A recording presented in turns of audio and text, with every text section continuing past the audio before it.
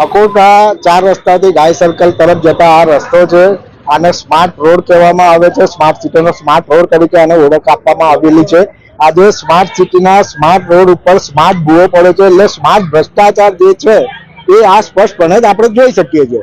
આજે તંત્ર દ્વારા જે નબળી કામગીરી કરવામાં આવે છે એ આપણે જોઈ શકીએ છીએ અહીંયા. અને આ મુખ્ય માર્ગ છે, આ રસ્તેથી હજારોની પબ્લિકની અવરજવર થતી હોય છે. આ એક ભયજનક રોડ થઈ ગયો છે. આજે અકોટા વિસ્તારમાં 2025માં આ ફેબ્રુઆરી હજુ તો ચાલી રહ્યો છે શરૂઆત, એમાં આ ત્રીજો ભૂવો છે. અગાઉ પણ 2 મહાકાય ભૂવા પડ્યા છે અને લોકોને હવે કયા રસ્તેથી અમારે જવું એ વિચારી રહ્યા છે. કારણ કે અકોટા જે રસ્તો, અકોટાથી મુજમોડાનો રસ્તો છે એ 2 દિવસ અગાઉ બંધ કરી દેવામાં આવ્યો છે અને હવે આ રસ્તાનો ઉપયોગ ભરપૂર થઈ રહ્યો છે. એ દરમિયાનમાં જો આવી રીતે ભૂવો પડતો હોય તો આ ખરેખર ખૂબ બેદરકારી કહેવાય તંત્રની.